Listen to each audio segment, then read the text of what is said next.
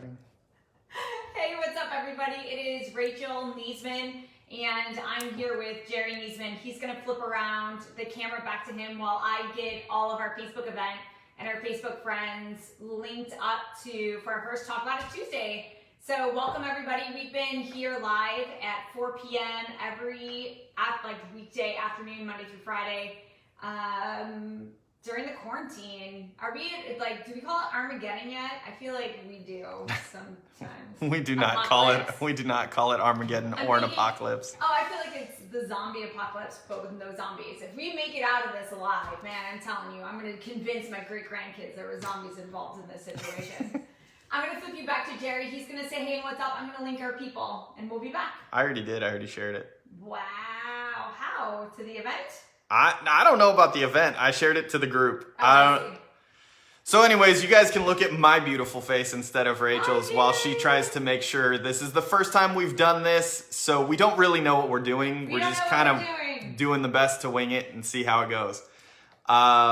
So she's working on trying to make sure that everybody that was following the event is linked now to the live video. I don't even know if you have to do that or not. But it said I was going live in 3, 2, 1 and then did not bring up the cameras. So hopefully we get this figured out. Now she's watching from her computer, apparently. Okay, here, I'm linking it right now and then I'll be back. Post. I think I have it. All right, cool. Are you coming back to me? I'm switching back to you. There you go. Can I see it? Can I see myself? What is that? I can see you. Inception? I can't see it, but... We are going to be starting to talk about 5 mistakes that first-time home buyers make in about 3 minutes or so. At about 4:05, we're going to start getting into the nitty-gritty of these mistakes that happen in the home buying process, things that over the last 10 years we've seen clients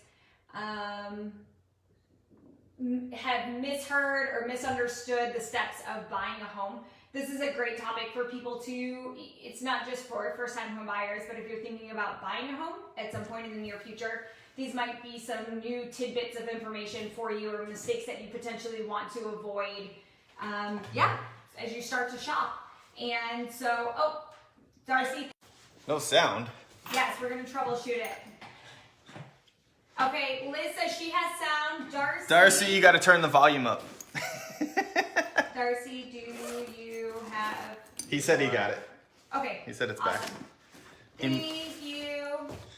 It could have been the fact that I was getting a phone call could have messed it up too, and we're using my phone. I guess we tried to go to, we muted the volume and everything on our phones, but it still goes through and interrupts. If anyone's more tech savvy than Jerry Niesman and I, we'd love if you could reach out and tell us. We have a computer for me to chat with people and ask Jerry your questions when you're in the meat of the conversation about what we're talking about today on Talk About It Tuesday. At the end of the discussion, we are going to, somebody who comments, and Darcy, you've already said that you had no sound, yay, you're entered to win a $25 Amazon gift card. It's just that easy. Somebody who chats with us today, we're going to do a giveaway every Tuesday. We have the next 6 Tuesdays planned out, and we'll see what you guys want and need from us in terms of being quarantined and stuck at home and not much to do. If you guys are back out in the world and want to meet us in the world instead for happy hour, we're cool like that. And if not, we'll be here talking about it. And so we're still doing Monday, Wednesday, Thursday, Friday, 4 p.m. Facebook Live. Jerry is doing our quarantine tours, where he's going into Southwest Florida and looking at homes that just hit the market in the past 7 days. So join us for that. Quick overview about who we are. We got about a minute or two, and then we're going to get into the meat of the conversation. Jerry and I, this is Jerry's 10th full year of real estate in Southwest Florida. In fact, I was just telling him earlier today that last summer, I did the research to find out the date of his first home sale. I knew it was in 2010, but I made the work of finding out when that first contract was written. And it's been 10 full years in April. So this is his 10th anniversary of full-time real estate. I just told him earlier today that I was planning on throwing a big surprise anniversary party for him. this April, and inviting all of our friends and family and clients and people who have impacted our path. And so we love you all. Thank you for your support. And 10 years, we are a husband and wife real estate team. Jerry's the only licensed agent, and I do all the behind the scenes operations of the business. I write all the thank you cards. If you've ever gotten a baked good from the Niesman team, it's been by me in my hand in my kitchen and not Jerry's, but he's great at what he does, and I'm pretty good at what I do too. And let's talk about it. We are going to switch over to Jerry. I have my computer in front of me, and so I'm going to start reading your guys' questions if you have them. We're going to talk about mistakes that home buyers make in the shopping process. So we're going to go through each topic kind of by steps of the sale. Like I know our first is when you're prepping to start shopping, and then all the way through the process. And if you have questions about that specific topic, feel free to let me know, and I can pitch it to Jerry and he can answer your questions. Or if you have a general one, we'll take questions and answers at the end. We're going to talk about it for maybe half an hour and then give some money away. And that's it. And so thank you everybody for joining. I appreciate it. Let me know, type in the Facebook if you have questions. All right, so back to me. So 5 very common mistakes or really questions that we get from a lot of buyers, but especially first-time home buyers because they've never done it before, have no idea.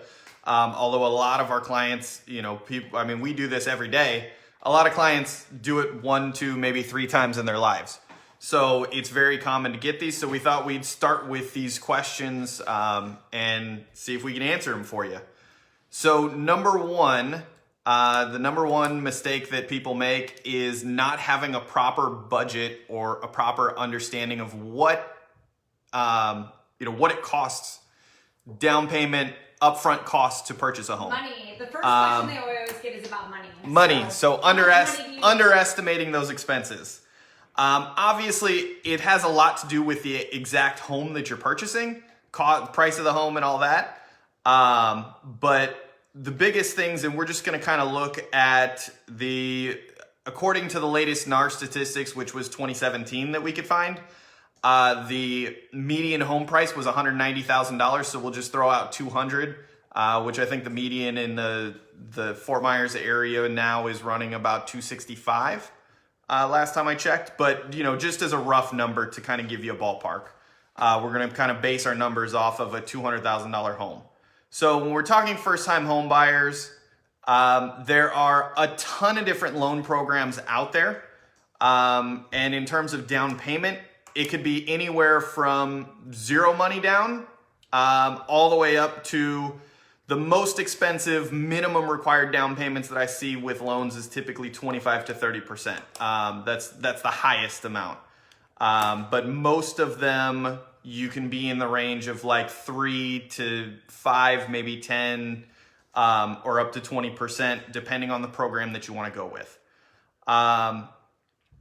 The most common program that people, first-time home buyers typically qualify for is going to be what is commonly referred to as an FHA loan. They require 3.5% down. So 3.5% on a $200,000 home, you're talking $7,000. Closing costs, that is commonly somewhere in the ballpark of 3 to 5%, depending on the loan program. So figure another, let's just say the most common rough figure on a resale home would be about 3%. So you're talking another $6,000. So you're at $13,000 there. However, a lot of times we can get some or all of the closing costs covered by the seller. We can negotiate a lot of that in. So don't freak out as this number starts to grow because a lot of these costs we can get adjusted or covered from other areas. Inspections is another thing that a lot of people don't think about. Typical home inspections normally run anywhere from $350 to $1,500. And we're going to get into a little more detail on some of this stuff as we go on as well. And can I interject? I know you can't see me right now, but I'm chatting with some of you all in the chat. So Jerry can get very, well, I think like all realtors who do this all day, every day, things can get kind of jargony. Let us know if you're like, what does FHA stand for? Or what do you mean by this or that? If you need us to slow down or if you have more specific questions, shoot them over to me. I'm chatting with you guys. Okay, go. All right, so another fairly common cost that we see is home warranty. Home warranty is basically a warranty program similar to like what you have on your car, where you can purchase an extended warranty on the home. It'll cover all of the major mechanical parts of your home, plumbing, electrical, appliances, air conditioning, stuff like that, for the first year, and then you can extend it longer if you want to. It's definitely a good thing to consider, but it's not a requirement, so it's an optional cost if you want it. Sometimes we can get the seller to cover the cost of it as well. Normally those run anywhere from $500 to $1,000, depending on exactly what you want it to cover and how much of it you want it to cover. They normally have a deductible that you pay up front, somewhere between $50 and $100, and so you can buy that down and things like that. And then the other thing, the thing that a lot of people don't think about, or the last two things I guess I should say, would be any after closing repairs. We'll get into repairs pre-closing and all that stuff. So we'll get into that stuff a little bit later, but any repairs or like paint, or you don't like paint colors or carpet or something like that you want to do, those things, they all have costs. And when you're shelling out all this money up front to cover your closing costs, down payment, and all that stuff, it's always a good idea to have a little bit left over to cover those things. And then last thing would be utility hookups. A lot of utilities require deposits, and people don't think about that stuff until they go to call and get their electricity or water turned on, and then they're like, oh, I need $300. So stuff like that. So yes, Rachel's got some questions from people. Yeah, hey Jerry, I have a comment that says, I've heard that getting some of the home warranties to actually pay out is difficult. What are your thoughts on home warranty? Should you have it? Who should, who shouldn't? Is it worth it? So I can tell you from my own personal experience that yes, sometimes getting home warranty companies to pay out on their warranty claims is difficult. We have found a couple of warranty companies that we work with. The one that we typically recommend normally pays out. They've paid out 97.5% of their claims historically. So unless it's something ridiculous, they typically pay it out. If you go and take a sledgehammer to your air conditioner because you're not happy with the way it's working, they're probably not going to buy you a new air conditioner for that. But if it just stops working, they will try and get it fixed. Now, of course, they're going to try and fix it rather than replace it if they can. So, awesome. Thank yes, you. sometimes that's an issue with some of them, but it really depends on which warranty company you use. I've had my own personal experience with a couple different warranty companies not wanting to pay out. Happened on my house in Atlanta. They refunded the cost of the warranty rather than buy me a new air conditioner. I don't use that warranty company. I don't recommend them. Awesome. And so, we do the Niesman team, we talk about the Niesman team, quote unquote. It's not just Jerry and I. We have a great team of people surrounding us, and we think that a lot of our vendors are a part of the Niesman team. And we do have a home warranty company that we work with, that we use and recommend to our clients, that we've had great success with. I have Jessica asked, what are the average inspection costs? Hey, Jessica, we're going to come back to that in a little bit. We're going to talk about inspections. I did say it. Did you? Yeah. What did you say? So I think I said it. It can be anywhere from $350 to $1,500, typically. Just depends on the home and what they need. I mean, just a general home inspection typically runs in the $350 to $500 range. Depending on the age of the home, an insurance company may require a 4-point inspection. Some mortgage companies require termite inspections. I always suggest they're a good idea here in Florida because we have termites all over the place. I've heard since I've moved to Florida that there's 2 types of homes in Florida. There's homes that have had termites, and there are homes that will have termites. So termite inspections are always a good one. Depending on if the home is on well and septic, a septic inspection is usually a good idea.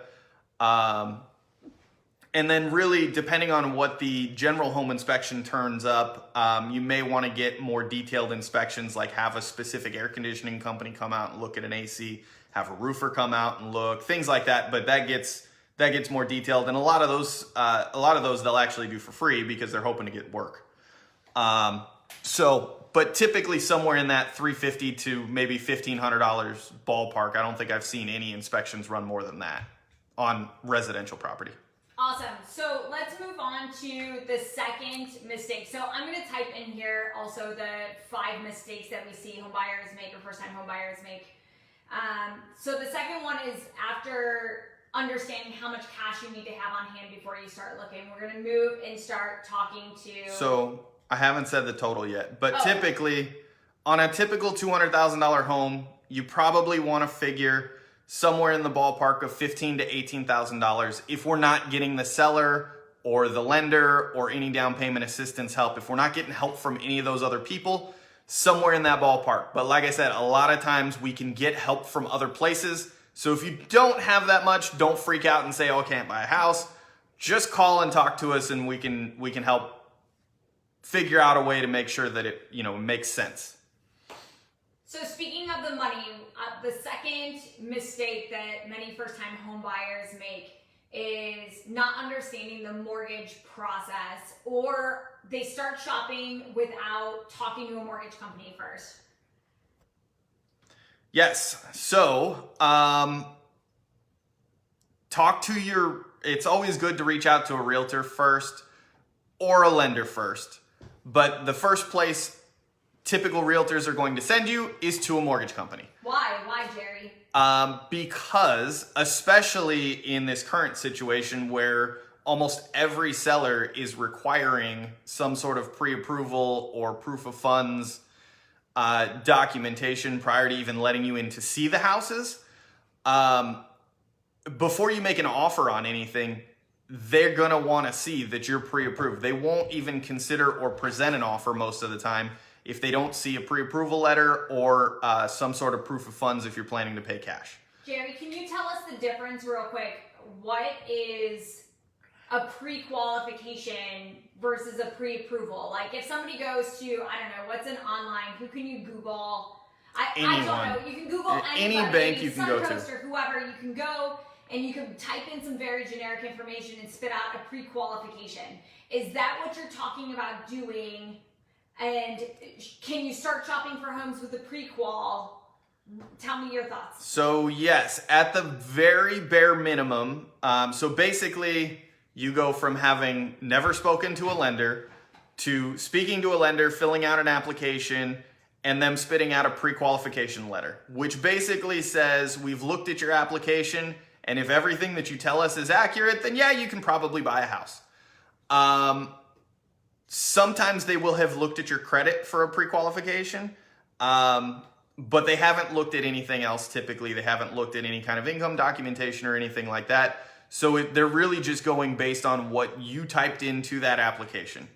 So it's not really worth a whole lot in terms of making an offer. Where a pre-approval letter means that they have looked at your credit, they've looked at your income documents, they have typically gone through that process, verified that your debt to income ratio should work.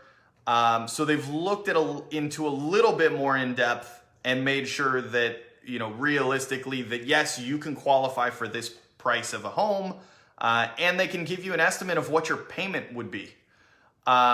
So really nice to know that, because a lot of people go into it thinking, you've done some online calculations on Zillow or Redfin or whatever website you're using, and you've run some basic numbers, or you've just looked at the payment on a particular home on Zillow and it says this $300,000 home, your mortgage payment's going to be $1,000 a month. And you're like, oh my God, that's amazing. Well, guess what? Then you come talk to somebody who actually has the knowledge about the process versus just looking at what Zillow says, and you find out that your mortgage payment is actually more like $2,000 a month, and then all of a sudden it's not such a nice house anymore. So really what you got to look at, the reason for that is because those calculators don't know what the taxes are on the property. They don't know what the insurance is going to be. They don't know what your down payment you're planning on putting and what the mortgage insurance may be. So there's a lot more things that go into it than just your principal and interest payment, which is what a lot of those calculators show. So it's important to go out. So if you are a first-time home buyer and you saved up some cash and you have enough what you think will be good for a down payment for like an FHA loan, you have some money saved up for inspections and repairs, home warranties, closing costs, things like that, and you call up Jerry Niesman and say, I want to look at homes, and if you go out and fall in love with a home without a pre-approval letter, what do you see happen what's the end result of skipping this step? So a lot of times you don't end up with that house. You fall in love with a home, but you're not prepared to actually make an offer. And so somebody else who is prepared goes and gets that home. If you love a home, chances are somebody else does too. So it's best to go out and speak to a lender, and again, talk to your realtor, call me. I have lenders that we work with on a regular basis. We know how they work and they know how we work, and we can get you set up with somebody that we know is reputable that'll give you the right information and be able to close the loan when the time comes. So I think number 3, so the first 2 steps, I'll type them in a minute, but let me ask you about the third one. So the third mistake first-time home buyers make is spending to the maximum of their budget. So let's say, for instance, they feel like they will be comfortable in a $250,000 house, and so they start searching on either our home search website or wherever they go to. We send homes. It's, oh, well, what if we bring it to $275 and we can negotiate our way down to $250, and then we're going to settle at $265, and now they're in a mortgage payment. So talk to me about like becoming house poor and setting up first-time home buyers to get valuable real estate, an investment in a home, but then also not skipping out on every Friday night out with their friends because they have to make a mortgage payment. Right. So basically, number 3 is people spending more than what they're actually comfortable with. One of the big pluses to going and talking to a lender or a loan officer is that they can give you an accurate estimate. If we find a couple of houses that you like or an area, then I can kind of get a pretty good idea of what the taxes will be, what the insurance will be. I can provide that information to the mortgage company, or I have a calculator that I can run on the fly, an app on my phone that I can plug in and give you a decent estimate, but the lender is going to give you a more accurate number based on, accurate interest rates and things like that. That'll give you a payment so that you know what that payment actually looks like. Because if you go and talk to a mortgage company and they say, oh, you qualify for $300,000, you start looking at $300,000 homes, and all of a sudden, but they didn't actually ever tell you what that payment would be. So you go look at a $300,000 home, and then you go back to the mortgage company and say, oh, I'm in love with this, and let's do everything, and we go through it, and then you find out, oh, the payment's $2,000 a month. Well, you didn't want to spend over $1,500, but you didn't know what that payment was going to be, so now all of a sudden we're moving forward in a process on a home that you're not comfortable making that payment. And some people will say, oh, well, I can afford it. I didn't really want to spend that much, but I can afford it. But what you're doing is you're hurting your quality of life. You're taking away from yourself being able to go out and have fun and enjoy your life in order to live in a house. And yeah, it's great to live in a nice house, but the reality is you, as we're seeing right now, being stuck in your house all the time sucks. Yes, give me the camera. I want to vent on this for a second. All right. There you go. All right. Hey, I just want to talk about this because I do think it's so very, very important. If you are looking to purchase a home in the near future, this is the perfect example of not putting yourself in a situation where you can't afford your home. I know that very early on, I was taught you always pay on your house and your cars no matter what. You should have 6 months worth of savings in your bank account at any given time to be able to, in an event of an emergency. And I'll tell you, the peace of mind that comes with owning a home that you can comfortably afford, that you can still enjoy your life, that you can make your mortgage payment every single month, month in and month out, is so much better than having that fourth bedroom or that extra den. Or I'm not saying to settle. I think it's important for you to make a list of what's important to you in your home when you start shopping for your first home or when you start shopping for your next home. But don't put yourself in a situation where you're not going to be able to comfortably enjoy your life to have a pretty home. So I don't know if that's what I'm supposed to be advising. But yes, get into a home that you can comfortably afford. How long will it take you to save for 6 months worth of bills and savings for COVID-26 in 6 years, God forbid, that you can feel like you can comfortably raise your home and your family and your people and your pets and all your things in that house without stressing over the situation of making a mortgage payment. So don't spend to your max. Mistake number 3. All right, flip me back, I'm done.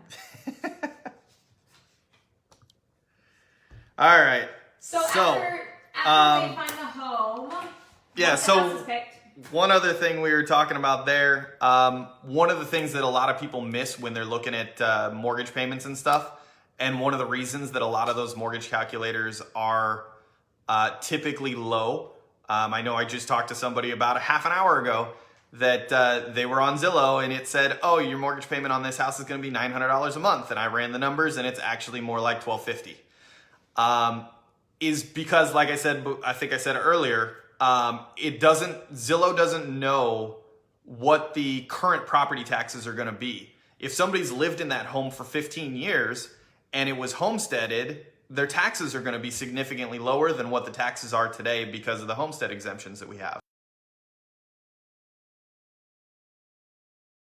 Insurance is going to cost. The other thing that's not factored in, so taxes and insurance are typically escrowed in part of your, as part of your mortgage payment. Also, if you put less than 20% down, you typically normally have what they call PMI or MIP or however people want to refer to it. It's mortgage insurance. Basically, it's an insurance policy that you pay the premium on so that the bank can have insurance that if you foreclose on the home and they can't sell it for what you owe on it, they can file an insurance claim and get money back. So mortgage insurance payment, you're going to have that factored in as well, typically. So that's all a part of it, and that's why a lot of times the the payment comes out higher than what you're typically expecting based on those generic calculators you see. So yeah, what's number 4, baby? Number 4 is once you've picked a home and you've fallen in love with it and it's the right house and you make an offer and it's accepted and woohoo, and we get very excited.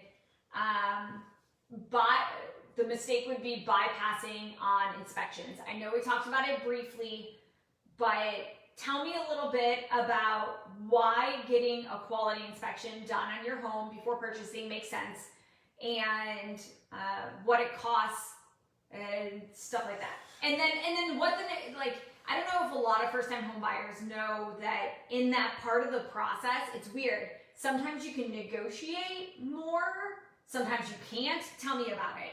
Okay, so yes, once we've picked out a home, fallen in love, made an offer, the sellers accepted the offer. In Florida, it is extremely common for the contract to be written as an as-is contract.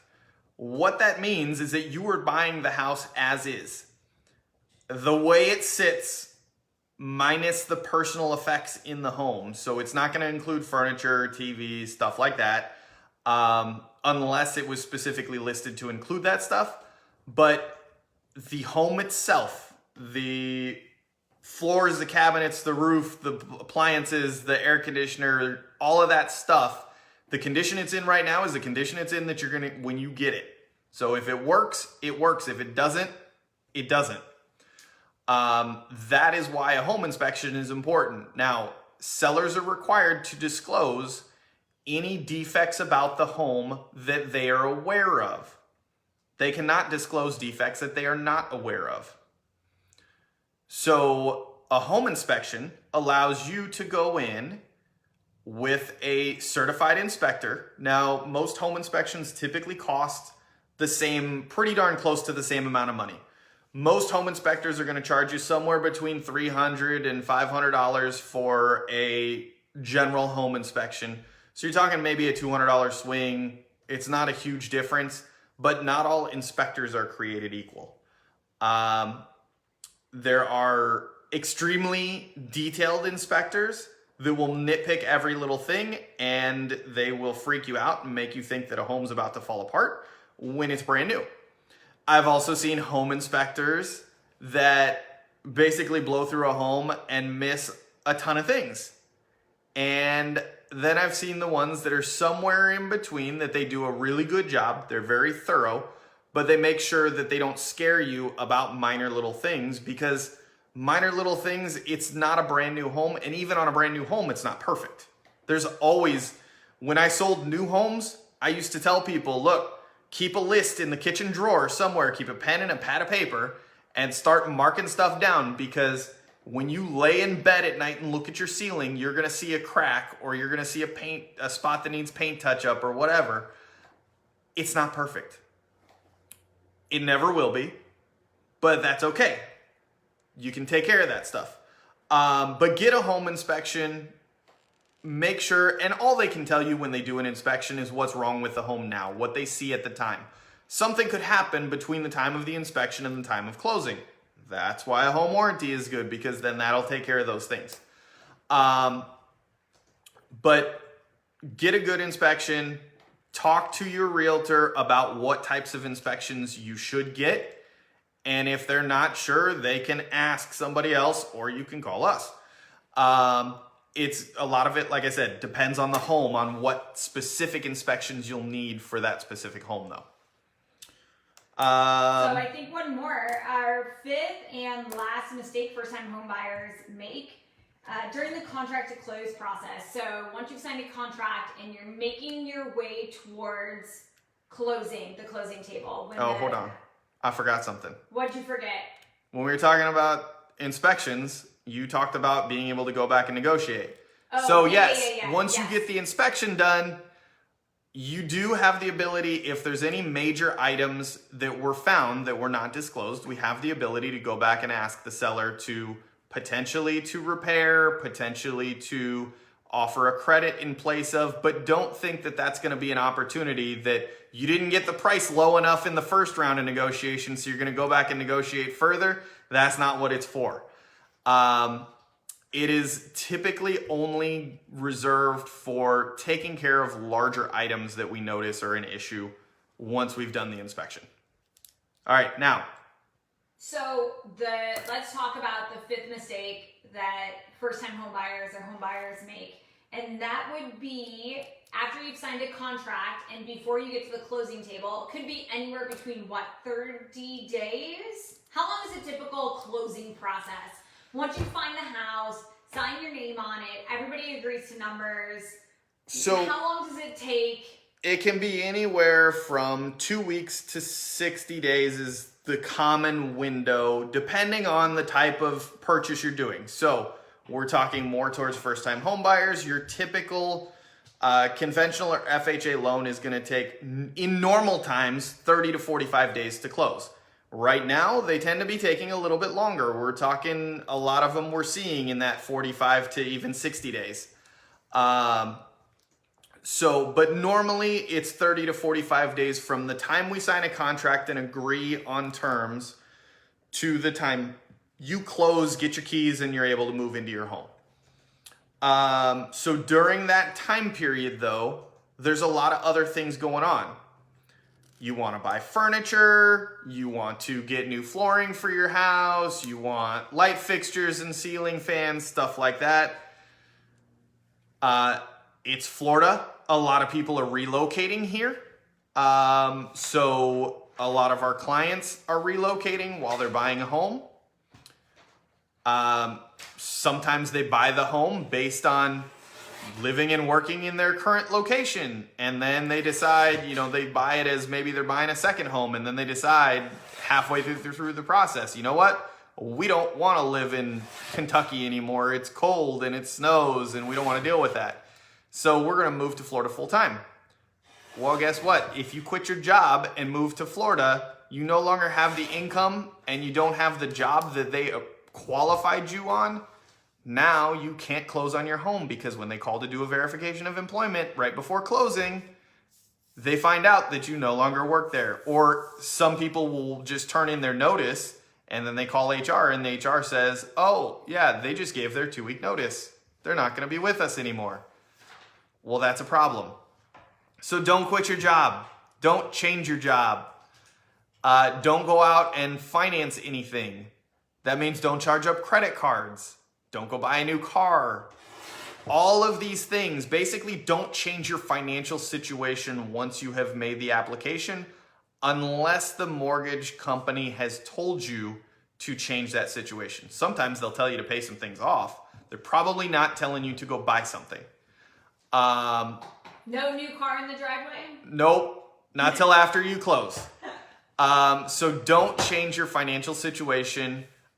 If something happens, I've had people get in a car accident and now their car is totaled and they need a new car. Talk to the mortgage company.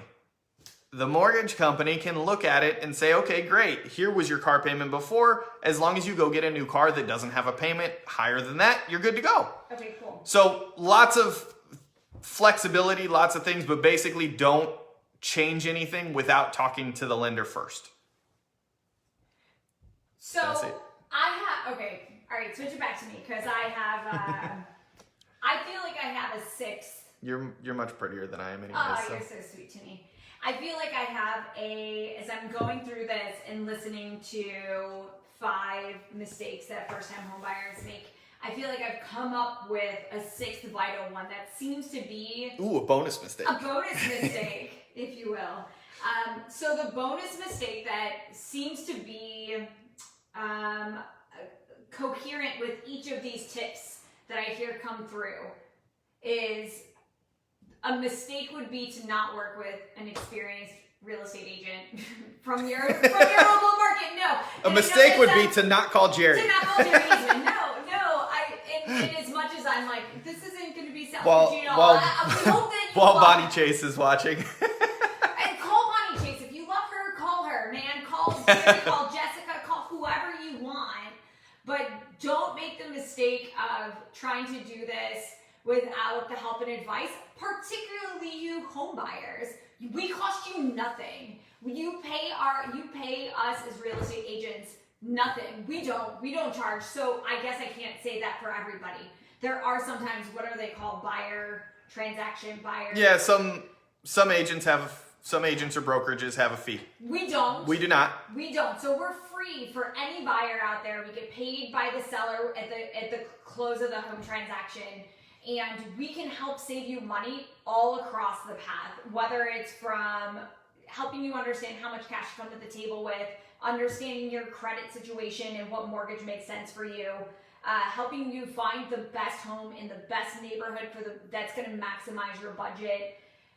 We know, listen, over 500 transactions, over 500 families we've helped over the last 10 years. We know who the good home inspectors in town are that back their work and have helped our clients. All along the way, all of these steps, you should be able to go to an experienced realtor and they should be able to help you. In the world of shopping for homes online on places like Zillow and Trulia and Realtor.com, and that's fine, that's cool. I certainly buy shoes on Amazon. I understand that the internet's out there. Please see us in your face-to-face world, us realtors, as the filter for all the information. So call us, call myself, call Jerry, call whoever you love that you want to work with in your real estate transactions, and please let an experienced realtor in your local market help you through this process. Like I said, it's the most bang for your buck because you pay us nothing, and that's it. And so I'm going to switch over to Jerry. I'm going to have him do our drawing. I'm going to check in on the comments and make sure. One last little shout out. Jerry, do you want to tell us a little bit while I'm getting this all set up, tell us about what you do every other day at 4 p.m. Tell us about your quarantine tours. So 4 o'clock every weekday other than now Tuesdays, because we have added this Talk About It Tuesday. So Monday, Wednesday, Thursday, and Friday, typically, unless I'm out with a client in person, I am doing our quarantine tours. Basically, while we're in quarantine, I am going out in the world and looking at typically newly listed homes, or we've done a lot of new construction stuff, new homes that are newly finished, so builders that have completed homes that are available, especially right now. There's a lot of crazy deals out there going on. But either new to the market or newly finished homes that are available all over Southwest Florida. We've looked in, where'd we go? Northport the other day? Yeah, everywhere. Northport, Punta Gorda, Fort Myers, out to Buckingham, Lehigh, Cape Coral, all over Southwest Florida. I mean, we cover everywhere from Sarasota to Naples, so we've got a huge area that we can help you in. But basically, we've gone out, and every day at 4 o'clock, if you got nothing else to do and you want to check out some homes new to the market in the area, tune in to my Facebook page and you will see them. All right, so What you got? I think we have everybody who's left and dropped a comment. Okay, thanks, Liz. Hold on a second. It's a new build? All right, cool. Okay, that sounds amazing. We will give them a ring. We're actually looking for somewhere to tour tomorrow. Maybe I'll send Jerry up that way. All right, so everybody who's dropped a comment. Ooh, I have one more. Hold on, let me...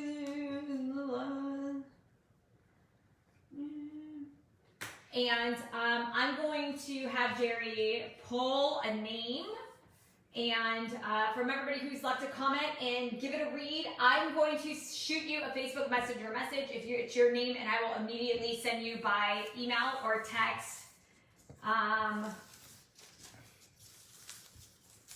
one card, $25 Amazon gift code.